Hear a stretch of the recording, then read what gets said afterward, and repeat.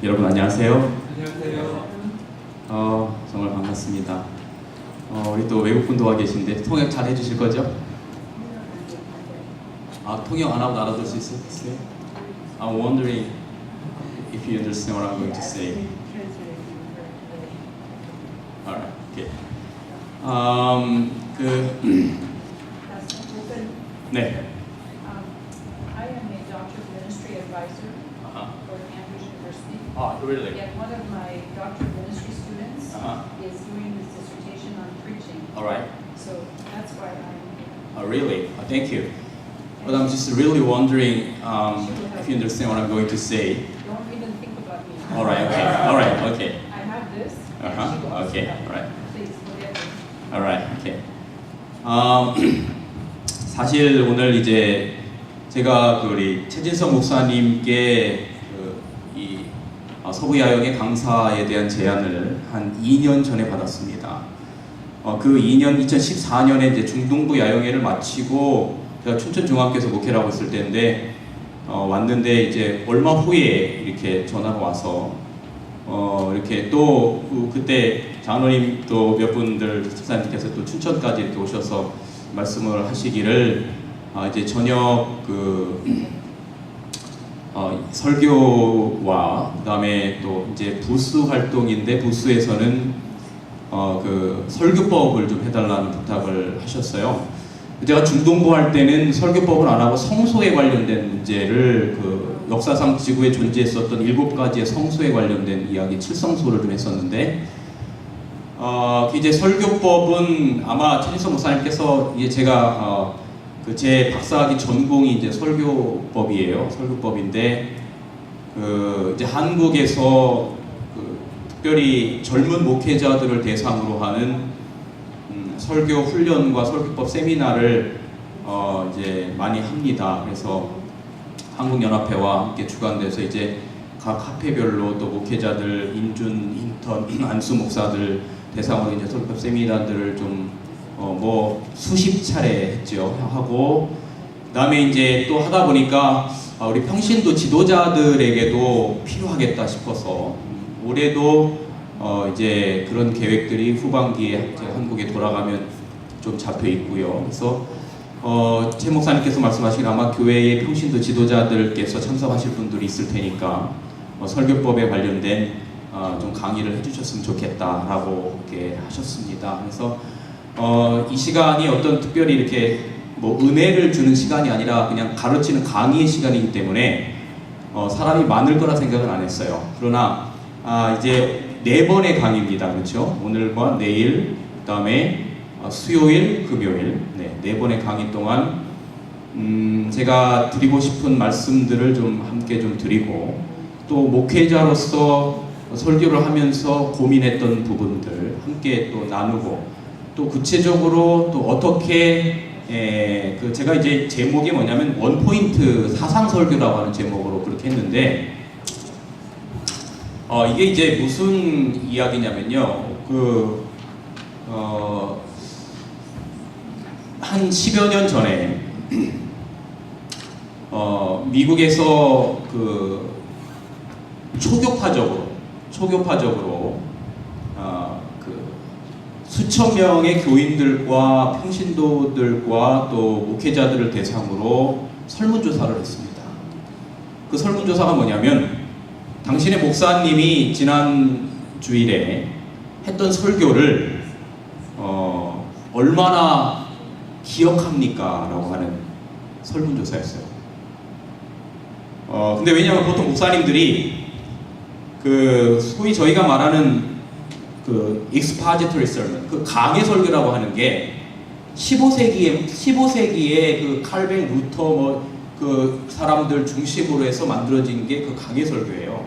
근데 오늘날 지금 우리가 거의 한 500년이 지났잖아요. 근데 지금까지 우리가 지나가고 있는 이 시대, 21세기를 살아가고 이 시대까지 제가 석사도 그렇고 학사도 그렇고 저희 때는 학사도 논문이 있었거든요. 석사는 논문이 없었지만 그다음에 박사학위도 그렇고 이제 설교에 관련된 책들을 도서관에 가서 쫙 보면 거의 다 뭐냐면 expository sermon, 3대제 강의 설교예요. 이런 스타일입니다. 서론이 있고요. 자, 본론으로 들어가면 첫째는 뭐 그런 거 많이 그런 설교 많이 들어보셨죠? 둘째 뭐 셋째 뭐 이렇게 해서 결론 내리는 거예요. 근데 설교를 들은 교인들이 첫째 뭐 둘째 뭐 셋째 뭐 하는 것을 얼마나 기억하느냐, 일주일 후에 혹은 설교를 듣고 바로 나가면서 몇 프로나 수천 명의 사람들에게 그 설문조사를 했을 때 기억했을 거라고 생각하세요? 5%가 안 돼요. 5%가 안 돼요. 근데 더 놀라운 건 뭐냐면 정작 설교를 한 목사도 지난주에 내가 했던 설교의 대지 1, 대지 2, 대지 3이 뭔지를 생각을 하라고 해보니까 목사님들도 기억을 못하는 거예요. 그렇다면 설교학계에서 이런 궁금증을 갖기 시작한 거예요. 아니 말씀이 내 마음속에 신비에 남아있어야 그게 나의 삶 속에서 작용을 해서 삶의 변화가 있고 뭐가 할 건데 듣자마자 잊어버리고 나갈 때 그냥 생각나는 건 웃긴 얘기한 거나 한두 개 생각나고 하나도 기억이 나지 않으니 도대체 이게 사람들을 어떻게 변화시킬 수 있을 것인가 라고 해서 설교학계가 큰 충격에 받았습니다. 그래서 이제 그 이후에 제가 이제 나중에 제가 수요일 날 원포인트 설교 관련 이야기를 드릴 텐데, 그래서 이제 이 앤디 스탠리라고 하는 어떤 한 그 설교가가 이렇게 하면 안 되겠다. 그래서 한 설교에 많은 것들을 두려고 하지 말자. 한 설교에서 하나의 포인트만을 두자 해서 스타트가 됐던 게 뭐냐면 원포인트 설교라고 합니다. 원포인트 설교. 근데 이게 미국의 유명한 설교학자들 이 헤던 로빈슨이나 앤디 스탠이나 그다음에 다니엘 바우만이나 이런 유명한 설교가들이 그게 옳다라고 동의하기 시작했어요. 그러면서 한국에 그 원포인트 설교법이라고 하는 게 한국에 상륙을 했어요. 그래서 제가 그 재림교회 목사지만 제가 이제 그 개신교회 그 설교학계에 그 제 이름이 등록이 돼 있어요. 그래서 이제 오라고 초청장이 와가지고 갔더니 우리나라의 유명한 설교가들 다 와 있어요 거기에. 그 유명한 그 누굽니까? 그 이동원 목사님서부터 해가지고 또 그 조용기 목사 등등 아주 유명한 설교가들이 다 왔는데 깜짝 놀랐어요. 그 기라성 같은 한국의 설교가들이 다 와 있는 거예요. 그렇게 해서 한국에 센세이션을 일으키기 시작했던 것이 뭐냐면 그 원포인트 설교예요. 그래서 하나의 설교에 이렇게 3대지 많이 줘서 청중들이 며칠 지나면 다 까먹는 설교하지 말고 청중들의 마음 가운데 깊은 인상을 줄 수 있는 하나의 포인트만을 잡는 설교를 하자라고 하는 게 지금 전 세계 설교학계의 트렌드라고 하는 거예요. 그런데 저는 학교에서 학생들을 가르치는 교수가 아니고 일선에서 목회를 하는 사람입니다. 그러니까 저도 그 전까지는 전형적인 3대지 강의 설교를 하다가 이제 그곳에서 3박 4일의 세미나를 듣고 교회에서 제가 그걸 진짜 실습을 하기 시작했는데 하다 보니까 문제점들이 발견되기 시작했어요. 그래서 제가 그 문제점을 극복하기 위하여 고민했던 문제들, 만약에 제가 그냥 단지 학교에서 학생들만을 가르치는 일하고 교회에서 매주일 설교를 하거나 전도회 집회를 다니는 목사가 아니었다면 그냥 거기서 들었던 강의로 끝났을 거예요. 왜냐하면 실제 그냥 강의 듣고 그 강의만으로도 한 학기 세미나 할 만큼 충분한 내용이었기 때문에 그랬습니다. 근데 제가 실제 교회에서 목회하고 설교하고 전도회를 다니는 목사로서 그걸 하다 보니까 이런 부분에 있어서 문제가 있구나. 그래서 이것을 우리 교회가 가지고 있는 이 기가 막힌 예언의 신과 성경이라고 하는 이 두 사상 영감을 어떻게 조화시켜서 할까 해서 이제 제 나름대로 고민해서 정립한 게 원포인트 사상 설교라고 하는 거예요.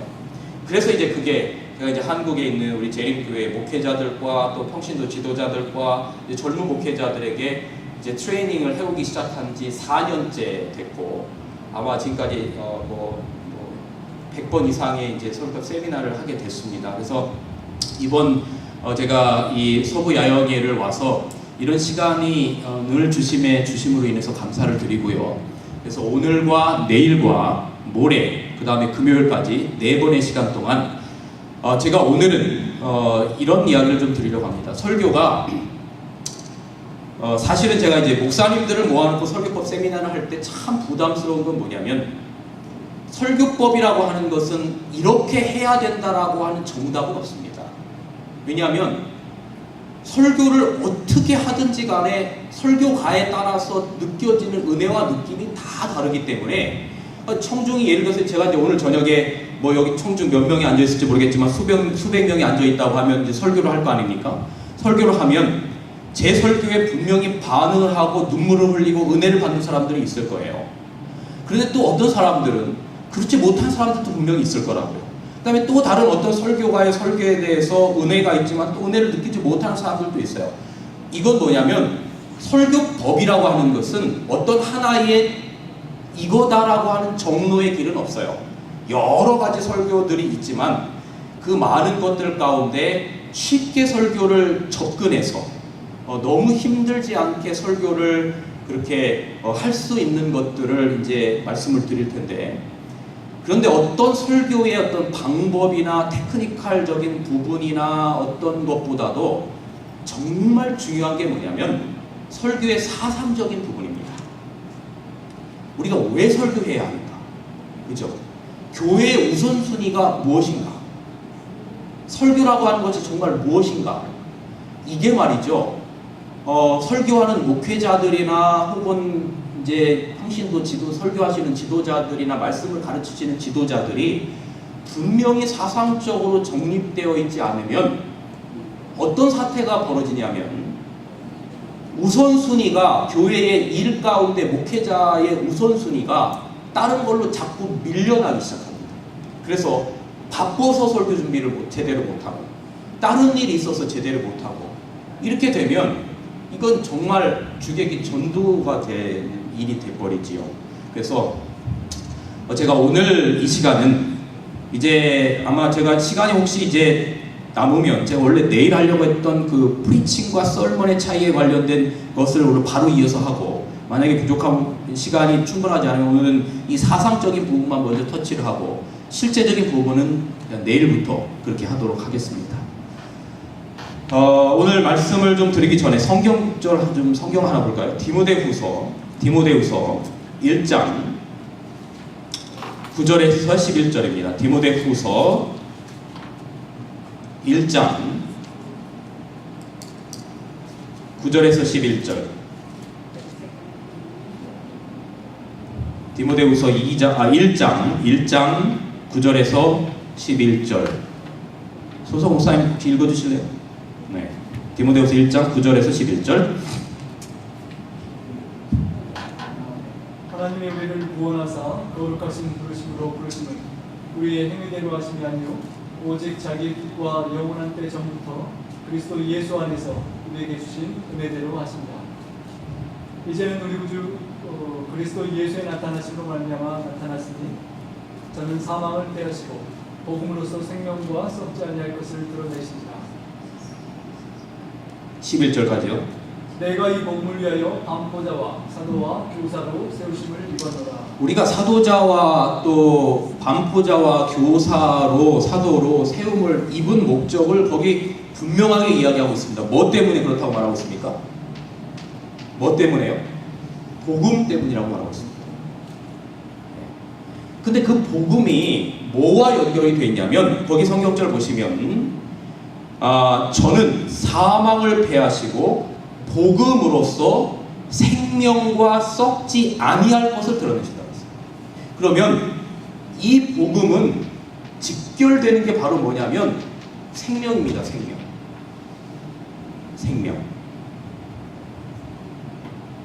여러분 성경을 요한복음 5장 39절에 뭐라고 이야기하고 있냐면 너희가 성경에서 뭐를 얻은 줄 생각하고 영생을 얻은 줄 생각하고 이 성경을 상고하거니와 이 성경이 곧 누구에 대하여 증거하는 것이로다? 내게 대하여 증거하는 것이로다. 여러분 복음은 누구에 대하여 증거하는 것입니까? 예수님에 대하여 증거하는 것입니다. 그런데 그 복음인 예수님에 대하여 증거하는 것이 우리의 뭐와 연관이 되어 있다는 거예요? 너희가 성경에서 뭘 얻은 줄 생각하고? 영생을 얻은 줄 생각하고. 생명입니다. 생명이에요. 여러분, 하나님의 말씀은 뭐와 연관이 되어 있냐면 생명과 연관이 되어 있다. 이건 대단히 중요한 전제입니다.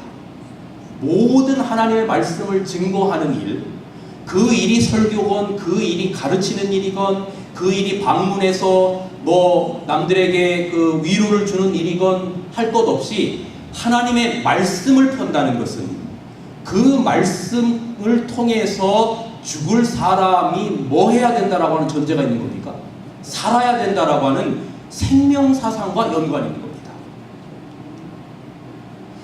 그러니까 우리가 이 생각을 우리의 먼저 사상 속에 우리의 마음 가운데 가지고 있으면 하나님의 말씀을 전한다고 하는 것 자체가 얼마나 엄숙한 일이며 얼마나 이것은 생명과 직관된 일인지 우리가 이것보다 더 중요한 건, 생명보다 더 중요한 건 있을 수 있어요? 없어요?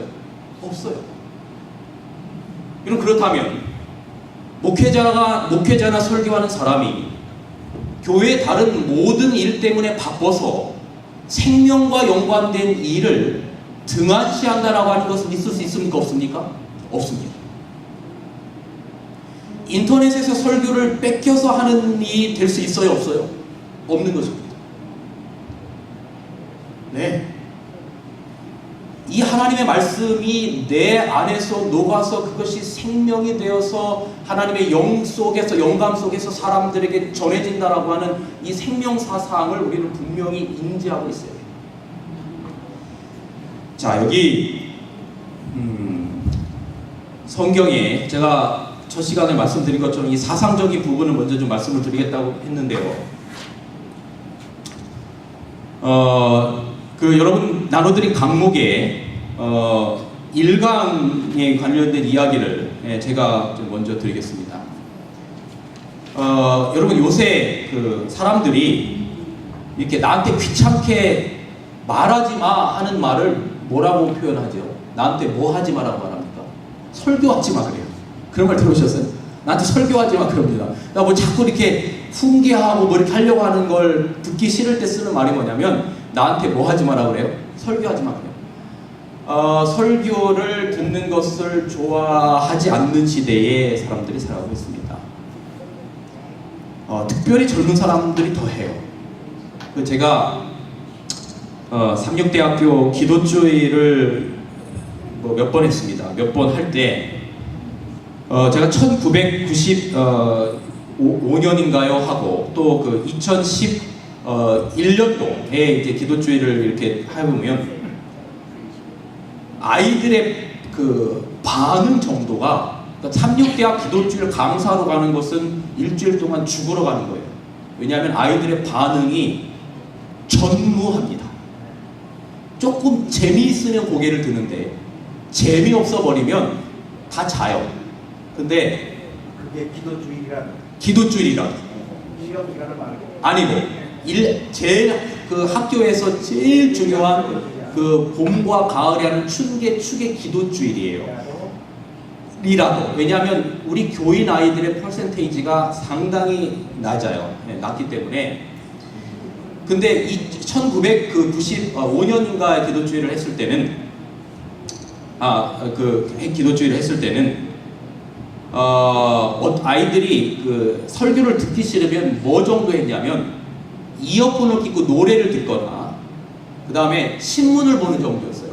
근데 제가 2011년 2005년에 하고 2011년 한 6년 정도 지나고 난 다음에 가서 하니까 이제는 거의 100% 아이들이 다 스마트폰을 쥐고 있어요. 고개를 다 숙이고 있어요. 고개를 다. 여러분이 만약에 설교자라고 해서 설교를 하러 딱 올라갔는데 애들이 고개를 다 숙이고 이어폰을 끼고 대학생을 두드려 팰 수도 없잖아요. 중고등학교 기도주일 가보면 선생님들이 막 두드려 패니까 요즘은 그렇게 팰 수는 없습니다만 하니까 그래도 애들이 그나마 듣는데 대학은 두드려 팰 수도 없으니까. 그래서 제가 올라가서 딱 보니까 한숨이 탁 나와요. 그래가지고 제가 준비해간 설교문을 딱 덮었어요. 딱 덮었어요. 그리고 아이들하고 대화를 하기 시작했어요.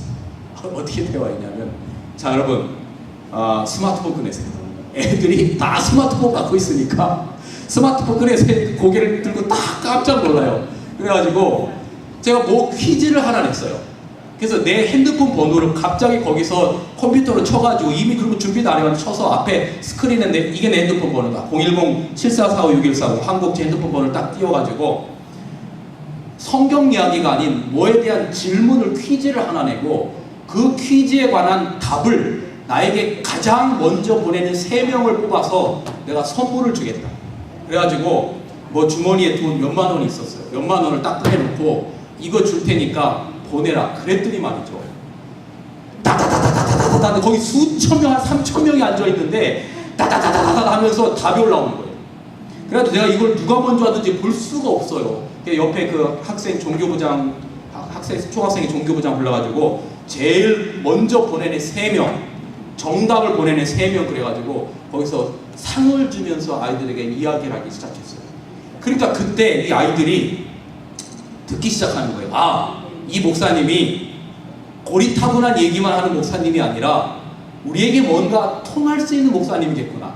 이렇게 얘기가 된 거예요. 그래서 일주일을 제가 기도주의를 하고, 그래서 한 5분은 아이들과 함께 스마트폰으로 서로 대화하고, 이제 그 다음날서부터는 그 전날 설교했던 내용을 퀴즈를 내고 여기로 답을 보내라. 이렇게 해서 하고, 그 다음에 이제 뭐 그렇게 했었던 제가 기억이 있어요. 아이들이 설교를 들려고 안 합니다. 세속화될수록 그래요. 그런데 세상에서 만족을 얻지를, 세상 것 가지고 다 만족을 얻지 못하는 사람도 분명히 있을까요? 분명히 있습니다.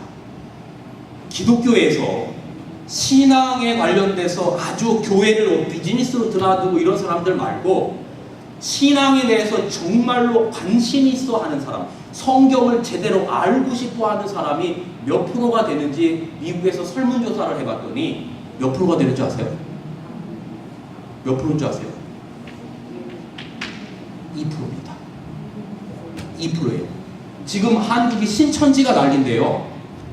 이 2%의 개신교회에서 성경을 제대로 알고 싶어 하는 사람들이 개신교회에서 더 이상 그 기복신앙 가지고는 만족할 수 없는 그들이 어디로 다 넘어가냐면 신천지로 넘어가는데, 사실 2% 별거 아니거든요.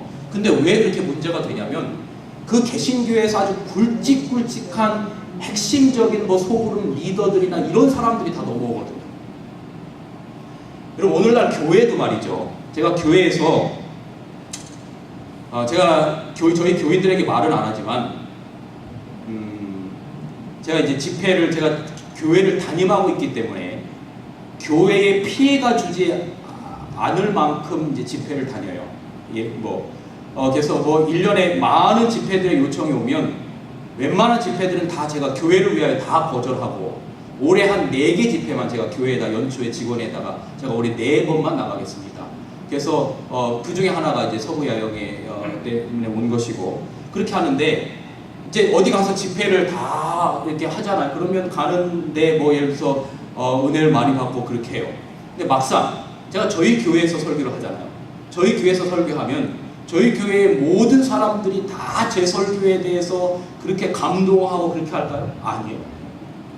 교인들 중에는 설교에는 별로 관심이 없고 그냥 교회에 왔다라고 하는 도장만 찍기 위해서 오는 사람도 있을 수 있을까요? 있어요. 그런데 교회는 진실한 하나님의 말씀을 정말로 갈급하여, 제가 이번 이제 저녁 집회 안식일까지 할 때마다 또 말씀을 드리고 세미나 시간에도 말씀을 드리겠습니다만, 정말로 갈급한 사람도 있어요. 그 갈급한 사람들에게 있어서는 하나님의 말씀이 그들이 오늘 살지 못하고 죽어야 할 이유 때문에 이 자리에 왔는데, 하나님의 말씀 때문에 죽지 않고 살아나는 사람들이 분명히 있을까요? 있습니다. 있어요. 이번 설교 기간 동안에 제가 몇 년 전에 충청 앞에 장막봉회를 하면서 했었던 경험도 말씀을 드릴 거예요. 있어요. 그래서 오늘 우리가 하나님의 말씀을 전할 때 그 하나님의 말씀이 정말로 필요한 사람들에게는 그것이 사람이 죽을 사람이 뭐 하는 역할을 하는 것이다? 사는 생명의 역할을 한다라고 하는 사실을 먼저 우리가 생각을 하고 제가 말씀을 드린 것입니다. 자, 성경은요 생명수 사상이 흘러요. 이거 정말 중요한 거예요. 이거 제가 지금 이 말씀 드리는 것을 샘플 설교라고 해가지고 여러분 뒤 아마 강목에 그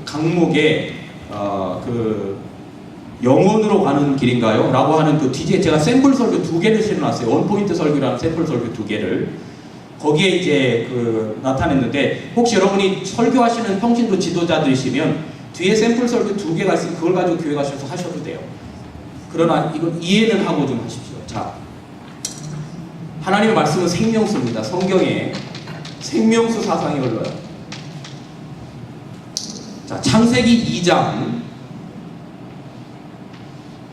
첫 번째 강의에 그 8절로 11절에 보면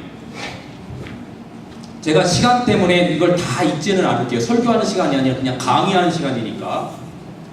자, 창세기 2장에는 에덴 동산의 중앙으로부터 뭐가 흘러나오냐면 생명수가 흘러나옵니다. 그래서 그 생명수가 사방으로 흘렀어요.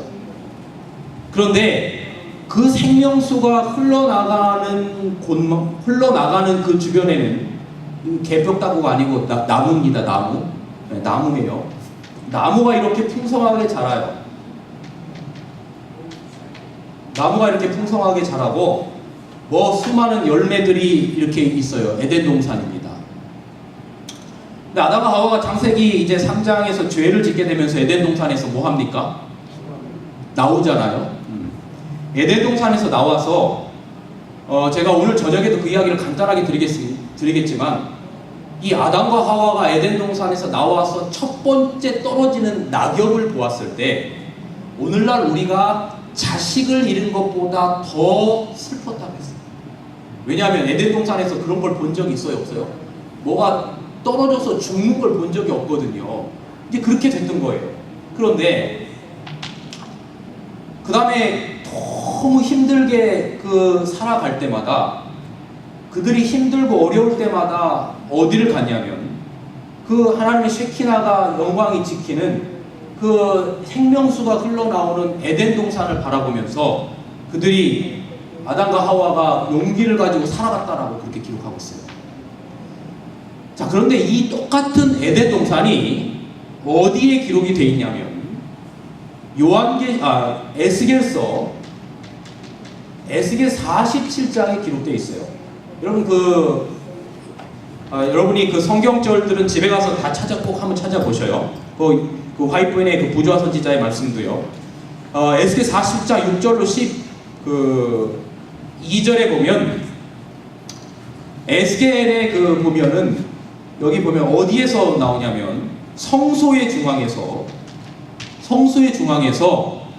뭐가 쭉 흘러내리냐면 생명수가 흘러내립니다. 누가 좀 열어주시죠. 생명수가 흘러나와요. 그래서 그 생명수가 흐르는 곳마다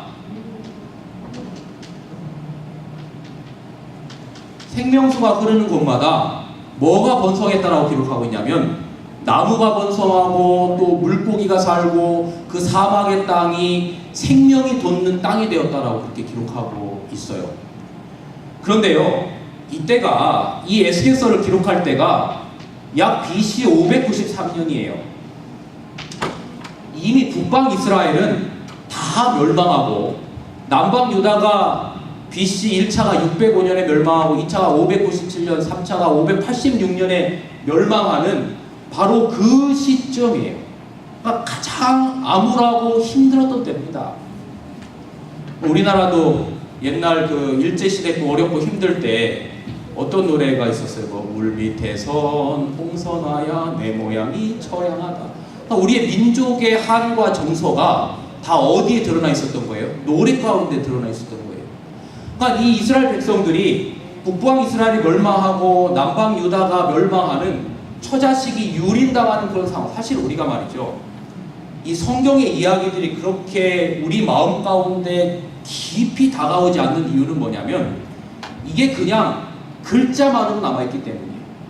그러니까 그 안에 있는 사실 이 당시에 에스겔서가 기록될 당시의 상황은 남편이 보는 앞에서 처자식이 유린당하는 상황을 보는 거예요. 그 바벨론이 다니엘 1장에 그 예루살렘을 에워쌌더라라고 하는 그 표현 가운데는 남편이 보는 앞에서 처자식이 유린당하는 그런 처참한 모습이 그 안에 있었던 거예요.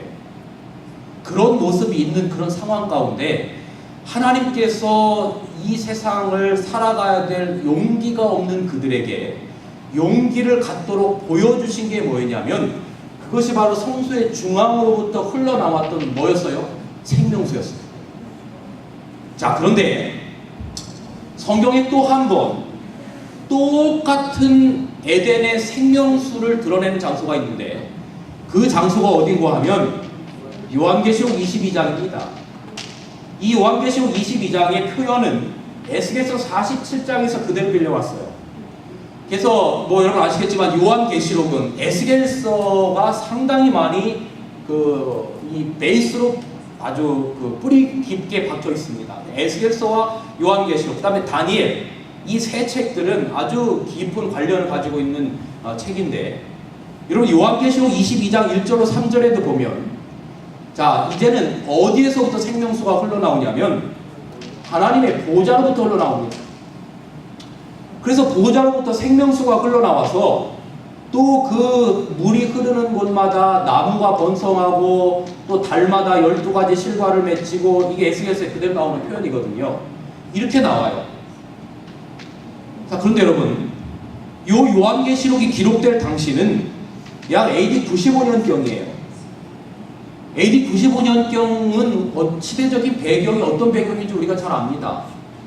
교회들은 다 연약하여 영지주의에 의해서 넘어가고 세속화되고, 더군다나 로마의 압제하에서 교회들이 힘들어가고, 그 다음에 하나님의 종들조차도 막 이렇게 사분오열되고 이런 상황 가운데 있을 때 맨 마지막까지 남았던 요한, 그것도 뭐 우리가 아는 것처럼 도미시안 황제 치하 때 뭐 전승에 의하면 뭐 끓는 기름가마에 나왔다가 바무섬에 유배당에서 가가지고 그 유배당에 가서 그곳에서 너무 어렵고 힘들게 살아가는 당신의 백성들에게 고개를 들어서 그들이 다시금 용기를 가지고 살 희망을 보여주셨던 게 뭐냐면 똑같이 하나님의 보좌로부터 나오는 생명수였어요.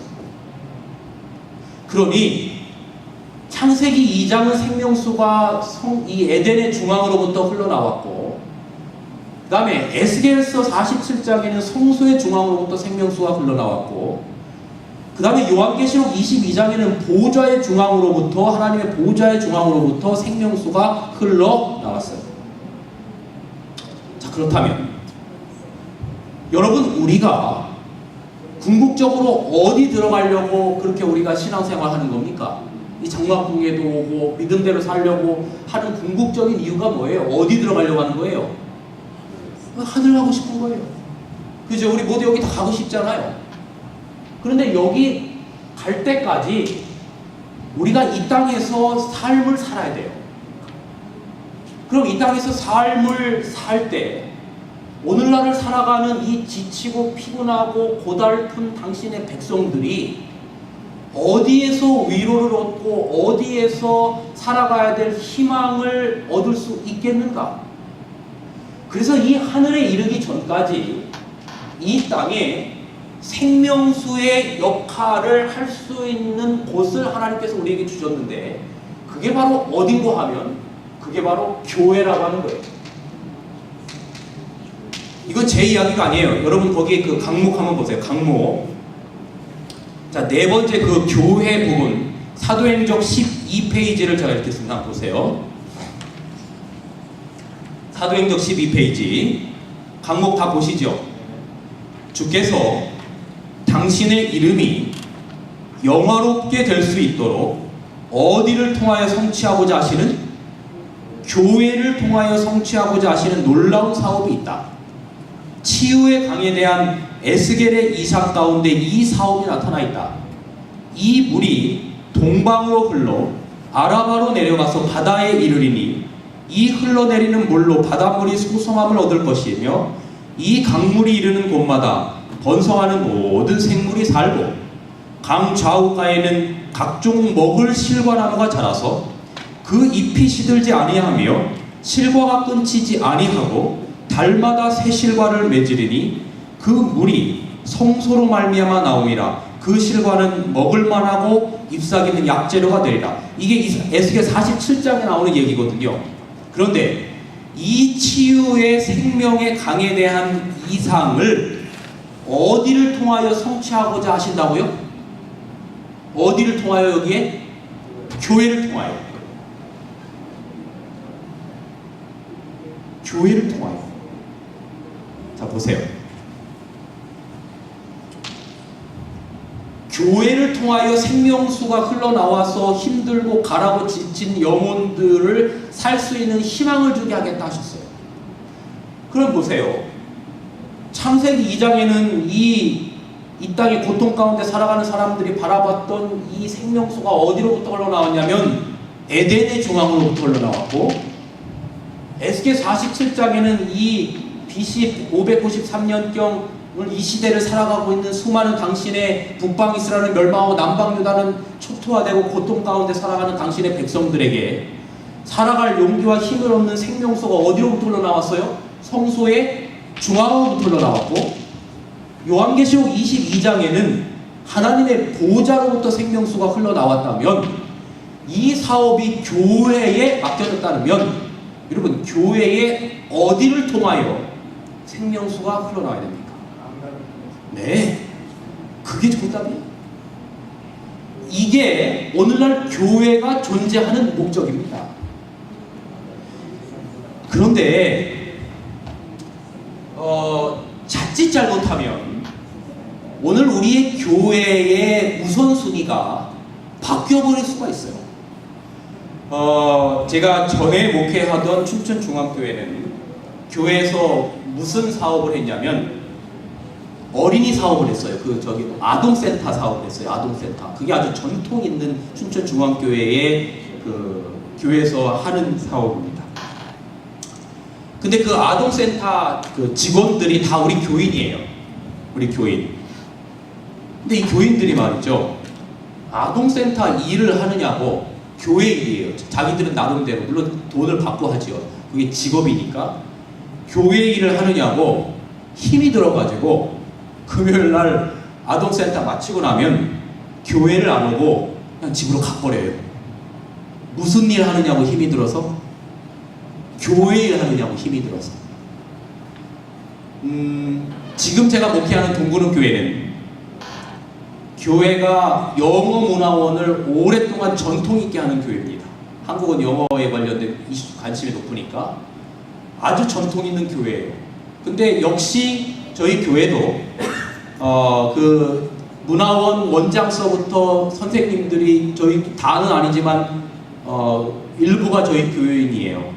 근데 그거 일하냐고 막상 금요일 저녁에는 너무 피곤해서 교회를 못 와요. 그리고 마음 가운데 생각하기를, 나는 뭐 하느냐고 피곤하다? 교회 하느냐고 피곤하다.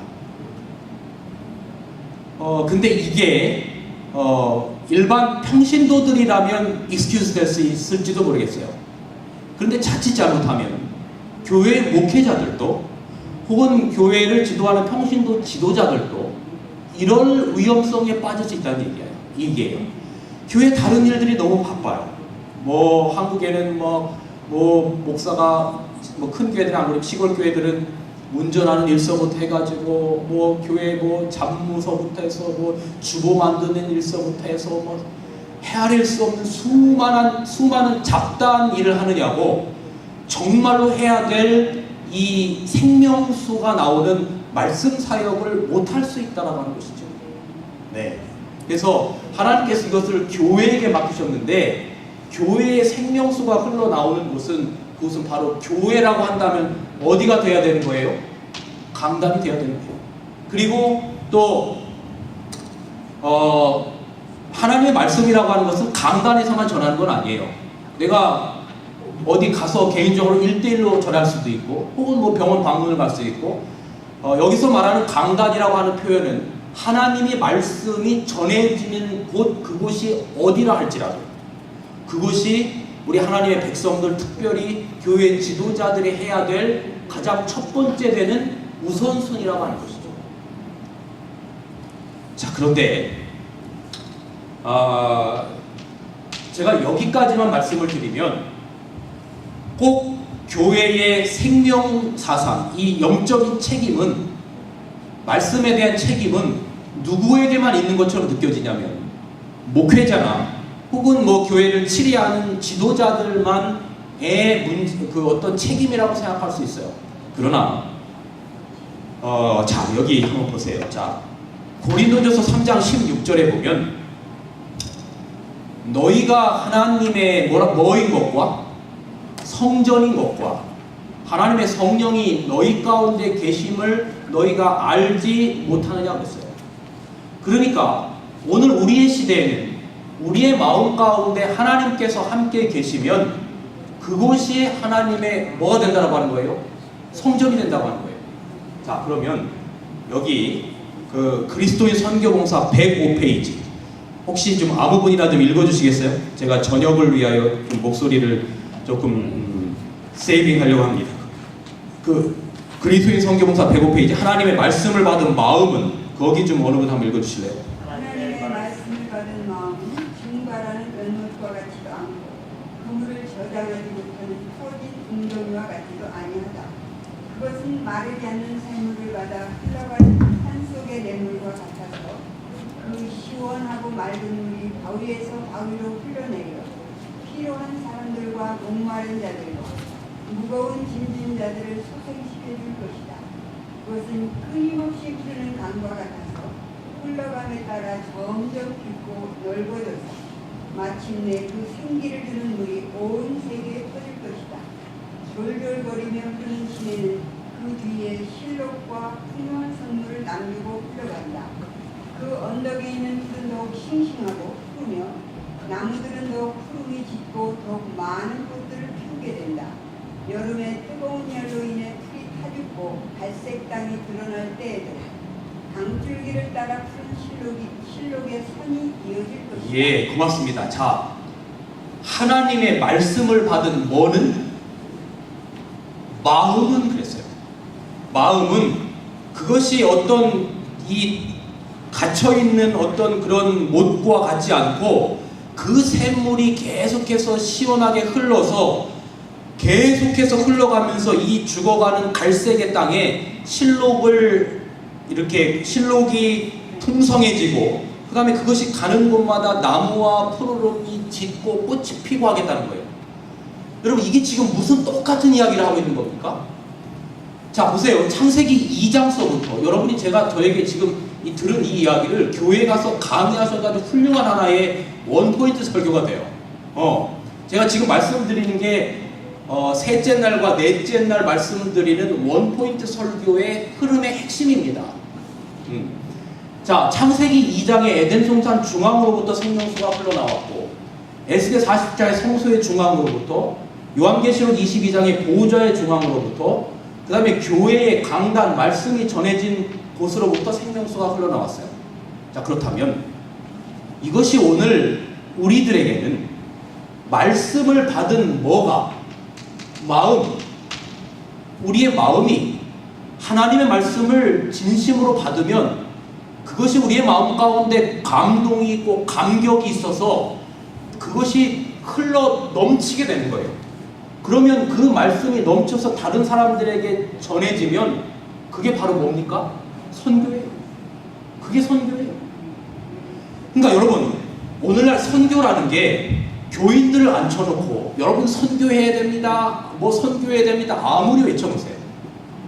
네, 요즘같이 바쁜 세상에 선교해야 됩니다라고 말해서 선교하는 시대는 이제 끝나버렸어요.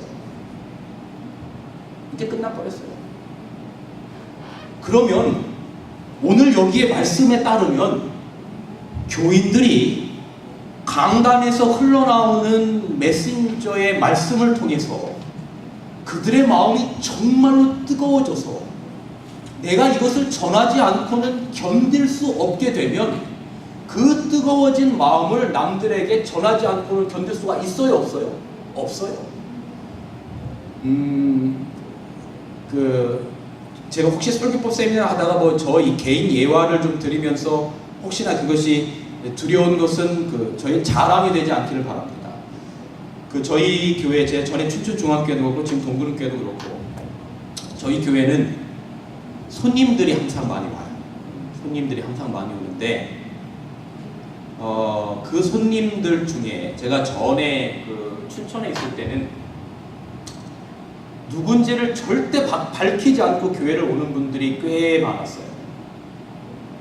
그분들이 그러면 어디서 오셨습니까? 이렇게 물어보잖아요. 그럼 이분들이 하는 얘기가 뭐냐면 목사님 누군지 묻지 마세요. 저는 장로교인입니다.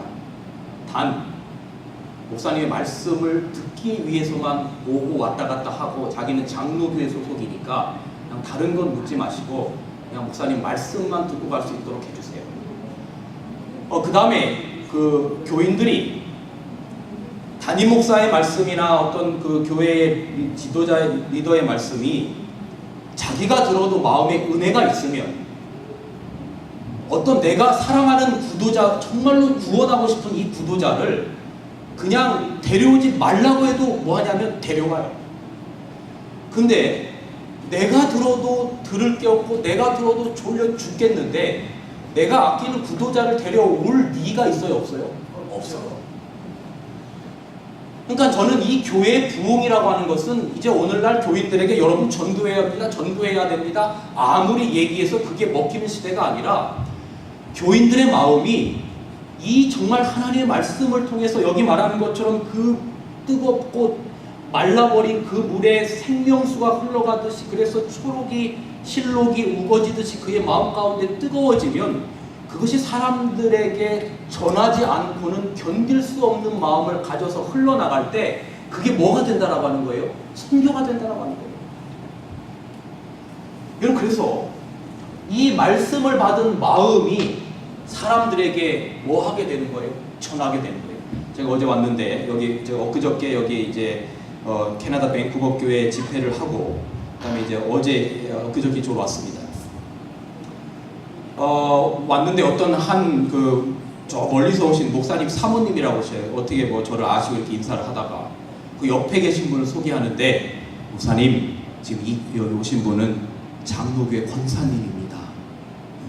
권사님인데 이번 집회 기간 동안 이곳에서 하나님의 말씀을 듣게 하기 위하여 데려왔습니다. 이래요. 여러분 오늘 우리의 교회도 저는 이렇게 될 수 있다고 생각해요.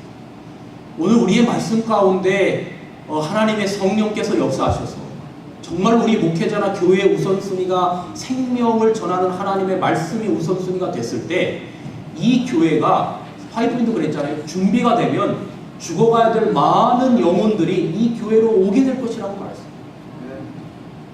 근데 준비가 되지 않으면 제가 한국에서 목회할 때도 예를 들어서 교회 말이죠.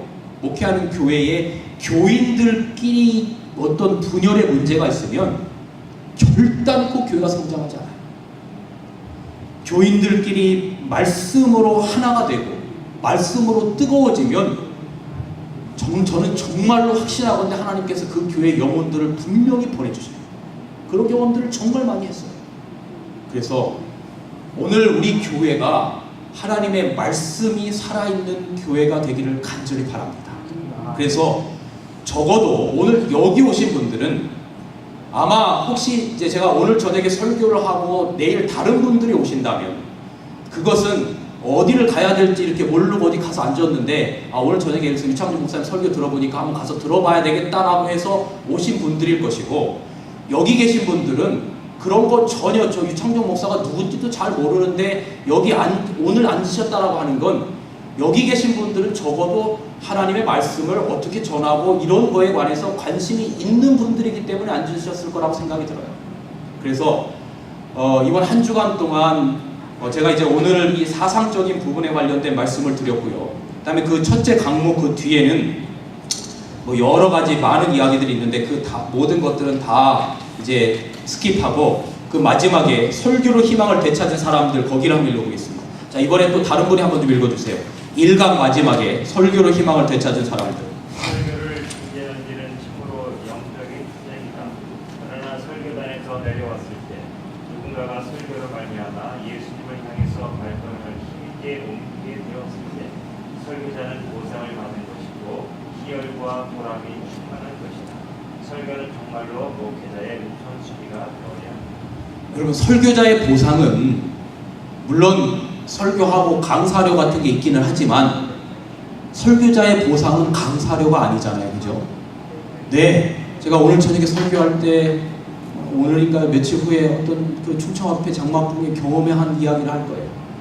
어떤 여자가 그 충청 앞에 장막궁회를 제가 새벽 기도와 오전 강의 두 강의를 하고 있었는데 저쪽 그 구석에 앉아있는 어떤 한 젊은 여자분이 제가 넷째 날 목요일 날 새벽에 에스겔 16장에 나오는 피투성이라도 살라라고 하는 제목으로 설교를 하고 있었는데 갑자기 저쪽에서 통곡을 하면서 펑 울어요. 설교하고는 도중에 큰 소리를 내면서. 그래가지고 깜짝 놀랐는데 설교의 마지막 부분인데 이제 마지막 호소하고 마치고 음악과 함께 이제 새벽 기도회니까 개인 기도를 하고 나가는데 전 뒤에서 이제 새벽 기도에 오신 분들하고 악수를 하면서 이렇게 가는데 이 여자분이 맨 뒤에 나오면서 목사님 저랑 잠깐 이야기하시죠. 그러면서 자기 손을 보여주는데 여기 손목에 그 면도날 자국이 낭자가 돼 있어요. 깜짝 놀라서 왜 그러냐 했더니 자기가 자기 그 남편과의 여러 가지 집안의 문제 때문에 자살 기도를 2번 했어요. 자살 기도. 한 번 자살 기도를 했다가 실패했고 두 번째 용기를 가지고 확 긁려고 했는데 동맥까지 죽으려고는 했지만 동맥까지 긁 용기는 없었던 거예요. 더 깊이. 그런데 그걸 그 옆집에 사는 우리 재림교회 다니는 집사님 한 분이 발견한 거예요. 근데 그 일이 있으로부터 며칠 후에 충청 앞에 연합장막부흥회가 있었거든요.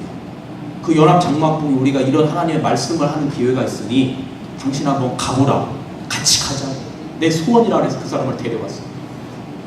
근데 이분이 신앙을 하는 분이 아니니까 그냥 첫날서부터 이렇게 앉아있다가 첫날 하나님의 말씀이 그의 마음을 때리고 둘째 날 말씀이 마음을 때리고 셋째 날 말씀이 마음을 때리다가 넷째 날 마지막 날 그 이 에스겔서에 나오는 16장에 나오는 그 피투성이라도 살라라고 하는 그 하나님의 애절한 음성이 저의 어떤 설교의 어떤 그런 게 아니라 그 하나님의 말씀 자체가 골수를 쪼개고 심령을 쪼개는 하나님 말씀 자체가 그 여인의 심령을 꿰뚫은 거예요.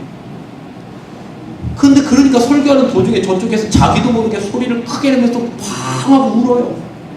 그러면서 이분이 하는 이야기가 뭐냐면, 목사님, 내가 그동안 수십 년을 하나님이라고 하는 존재가 무엇인지도 모르고 어릴 적부터 가정에서 불우하게 자라서 이렇게 결혼해서 사는데도 지금 이렇게 힘들고 불우하게 살면서 2번이나 자살을 기도하게 됐는데 오늘 나의 마음 가운데 이렇게 피투성이가 된 나조차도 살라라고 그렇게 애원하시는 하나님의 마음이 자기의 가슴을 찔렀다는 거예요. 그러면서 목사님, 내가 이제 죽지 않고 살아야 될 이유를 발견했습니다. 그분하고 그 이후에 계속 연락했어요. 교회에 얼마나 지금 신실하게 다니는 주의 종이 되는지 몰라요. 이런 역사들이 비단 그 장소에서 뿐만 아니라 가는 곳곳에서 일어나는 역사를 보는 거예요. 근데 그 반대로요, 제가 묵동에서 처음 전도사를 시작을 할 때 묵동교회에서 저랑 가장 열심히 전도하는 전도 챔피언 집사님이 있었어요.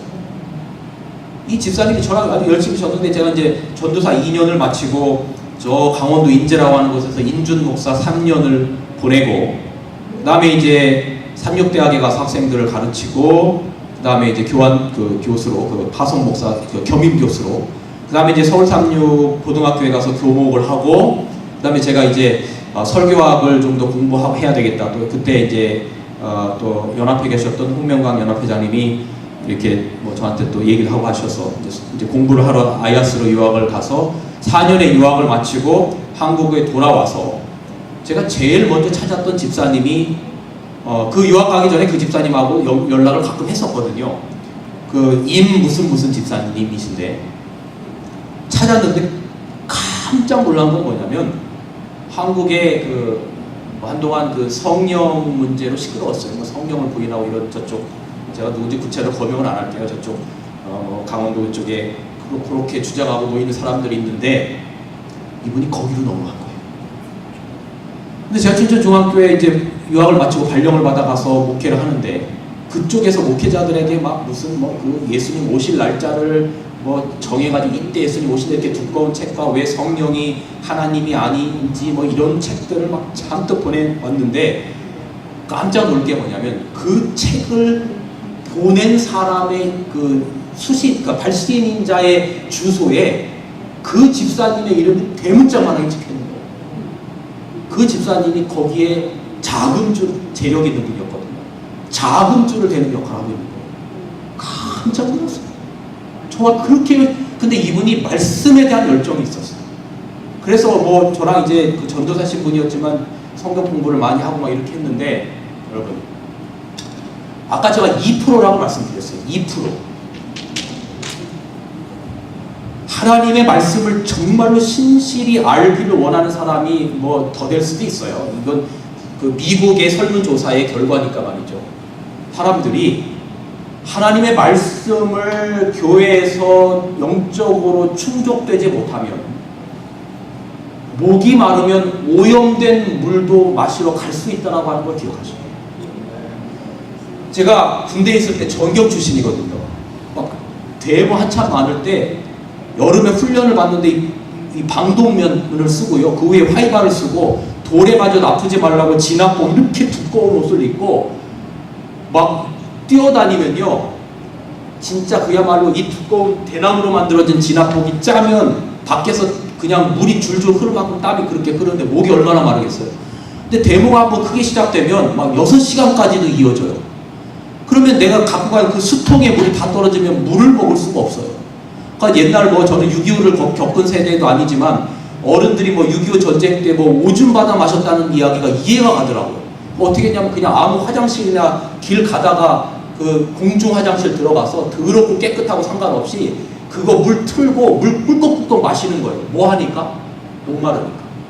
교회에 말씀에 대한 갈급하는 영혼들이 있어요. 근데 그 영혼들이 교회에서 말씀으로 채워지지 않으면 이 영혼들이 오염된 물이라도 마시러 가는 거예요. 그래서 저는 이 교회가 누군가가 정말 우리가 기도하며 준비된 성령으로 말미암아 인쳐진 말씀으로 정해졌을 때 그 말씀을 통해서 죽지 않고 살아날 수 있는 영혼들이 있다라고 하는 사실을 반드시 기억하고 하나님의 말씀을 전하는 저와 우리 온 하나님의 종들이 이 하나님의 말씀 전하는 일은 뭐와 연관이 있다? 오늘 기억해야 될 거? 생명과 연관이 있다. 이것을 꼭 기억하시면서 우리의 보상은 그분들이 만약에 우리의 말씀을 통해서 구원받을 사람이 있다면 얼마나 이것보다 더 큰 보람이 있겠습니까? 그래서 하나님의 말씀 사역이 우리 온 교회와 목회자들에게 우선 사역이 되시기를 간절히 바랍니다. 네, 마칠 시간이에요. 지금 2시 40분, 정확하게 2시 40분이네요. 제가 내일은요, 내일 드릴 말씀을 잠깐 좀 이야기할게요. 이제 내일부터는 제가 좀 구체적인 이야기를 좀 드리고, 오늘은 어떤 실제적인 프랙티컬한 부분보다는 이 사상적인 부분이 더 중요하기 때문에 이 말씀을 드렸고요. 설교를 세계적으로 유명한 그 설교 석학인 석학이 갑자기 제가 생각이 안 나요. Preaching and Preachers라고 하는 책을 쓴 제가 왜 갑자기 그분의 이름이 생각이 안 납니까? 하여튼 그 설교자가 그 설교를 크게 두 가지로 구분하고 있어요. 첫째는 sermon이에요. 둘째는 preaching입니다. 이 sermon하고 preaching의 차이가 뭐냐면 sermon은 설교를 전달하는 설교의 컨텐츠입니다. 컨텐츠예요. 그 다음에 근데 우리가 설교라고 하는 게 글이 아니기 때문에 컨텐츠만 가지고 되는 건 아니잖아요. 설교를 뭐를 통해서 전하지요? 말과 표정과 제스처와 느낌과 이런 것들을 통해서 그 설교의 컨텐츠를 사람들에게 뭐 하는 겁니까? 전하는 겁니다. 그 전하는 행위, 이걸 설먼 딜리버리라고 해요. 정하는 행위가 뭐냐면 프리칭이에요. 그런데 우리 재림교회는 이 설교를 전달하는 이 설교의 그 전달의 내용의 기본적인 4가지의 베이스가 있습니다. 그 베이스가 뭐냐면 반드시 바이블 베이스예요. 성경 중심적이어야 된다는 거예요.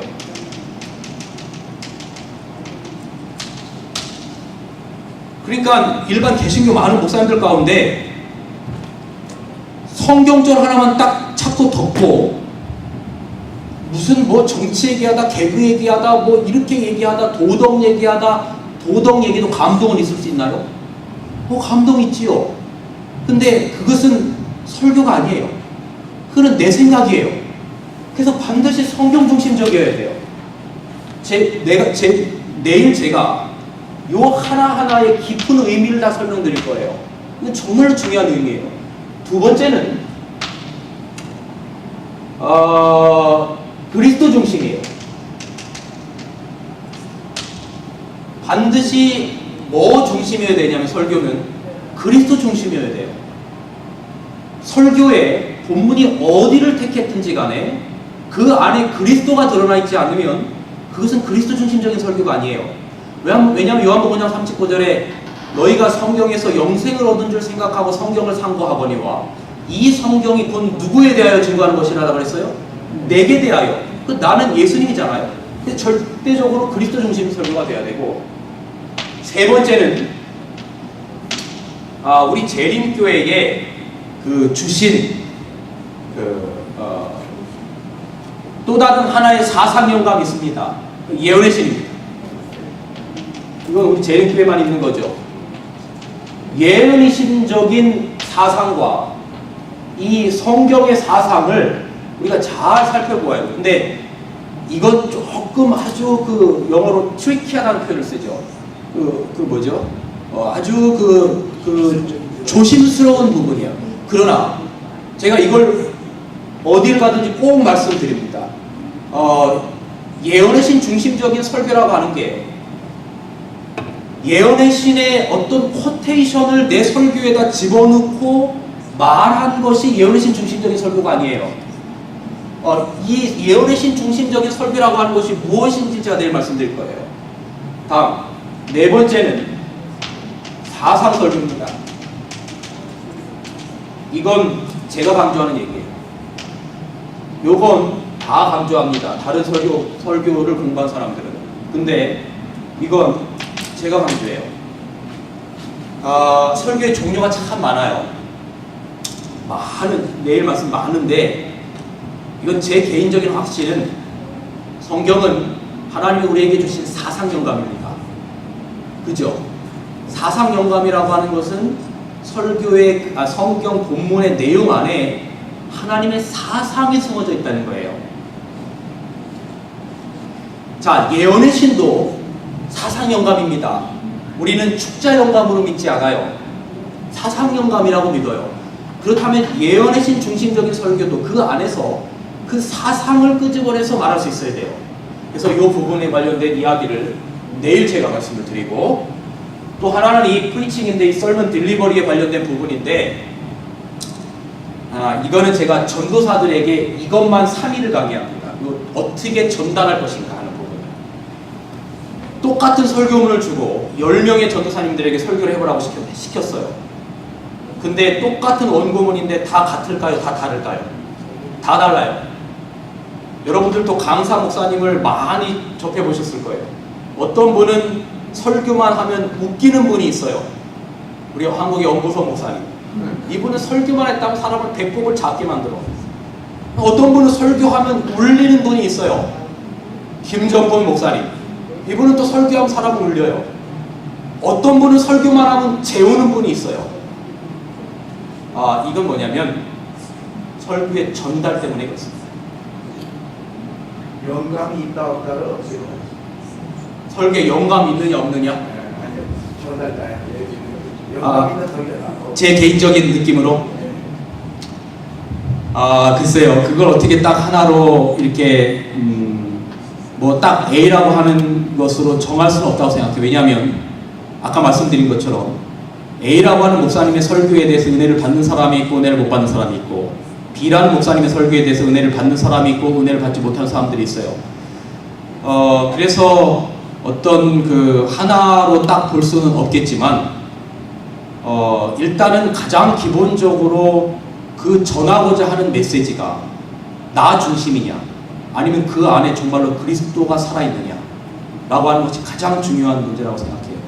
성령께서 역사하시느냐, 그 성령께서 그 설교 역사하셨느냐 역사하지 않았느냐는 어떻게 알 수 있느냐. 그래서 그건 상당히 개인적인 문제라고 생각됩니다. 왜냐하면 예수님의 설교를 듣고도 감동을 받은 사람도 있고 예수님의 설교를 듣고도 죽여야 되겠다고 생각하는 사람도 있기 때문에, 그래서 영감적인 설교라고 하는 것은 설교자 자신에게 뿐만 아니라 앉아있는 청중들에게도 상당히 큰 영향력이 있다고 생각해요. A라고 하는 청중이 정말로 하나님의 말씀을 받을 자세로 와 있다면 그분에게 하나님의 성령께서 역사하시게 되면 그 사람은 분명히 감동과 어떤 그런 걸 받을 것이고, 그런데 B라고 하는 사람은 아무리 똑같은 말씀을 줘도 내 마음 문을 닫아버리면 그 사람에게 있어서는 그것이 영감적인 설교가 되지 않을 수도 있겠다는 생각이 들어요. 그러나 전체적인 공통적으로 봤을 때는 그 메시지 가운데 정말로 그리스도가 계시냐, 저는 그렇게 개인적으로 생각합니다. 그래서 제가 내일은 이 부분에 관해서 자세하게 설명은 안 하겠지만 시간이 되면 그래도 전달법에 ABC라고 하는 기본이 있습니다. 이 기본을 모르면 피해야 될 3대 악설교가 있어요. 그게 제가 내일 5강에서 나올 거예요. 여러분 강목 5강에 나오는 얘기인데 5강은 제가 지나가면서 할 거예요. 거기 드린 내용을 제가 다 강의하진 않을 겁니다. 3강은 제가 강의하지 않을 거예요. 시간 관계상.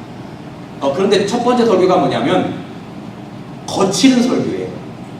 두 번째는 사나운 설교고, 세 번째는 혼자 가는 설교예요. 이 세 개가 피해야 될 3대 악설교입니다.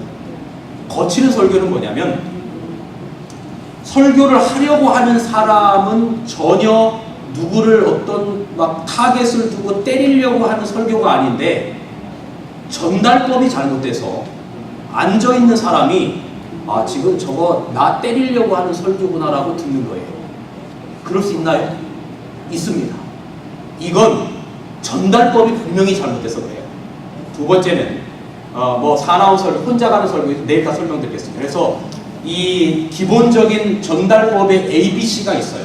제가 요거까지 이제 내일 설명을 제가 드리고, 그 다음 날은 실제 이번 강의에서 핵심적으로 드리고 싶었던 원포인트 설교가 뭔지, 그 다음에 이제 제가 혼자 스트러글링 하면서 준비한, 제가 이번 주 내내 할 설교도 원포인트 사상 설교입니다. 원포인트 사상 설교가 뭔지, 어떻게 하는지, 실제적으로 어떻게 성경을 보고 어떻게 끄집어내는지 아주 프랙티컬한 부분까지 그렇게 강의하도록 하겠습니다. 오늘은 첫날로 여기까지만 하고 마치겠습니다. 괜찮을까요? 네. 예, 기도하겠습니다. 고마우신 하나님, 주님의 말씀을 잘 전하고 또 성도들에게 그 살아있는 생명의 말씀을 전하고 싶은 마음과 기대 때문에 오늘 부족한 제가 하나님의 말씀을 어떻게 우리의 마음 가운데 생각해야 될지, 교회와 목회자의 우선순위가 무엇이 되어야 될지를 살펴보게 하셔서 감사합니다. 아버지 하나님, 오늘 이 자리에 머리 숙인 당신의 종들이 정말로 이 하나님의 말씀을 잘 전할 수 있는 하나님의 종이 될 수 있도록 크게 축복하여 주셔서 어디에서 하나님의 말씀을 전하든지 그것이 사람들의 영혼, 심령 가운데 정말로 큰 역사를 이루는 그런 말씀이 될 수 있도록 하나님 함께하여 주시옵소서. 내일 다시 이 오후에 만날 때까지 하나님 함께 하시옵기를 그리스도이신 예수님의 이름으로 간절히 기도하옵나이다. 아멘.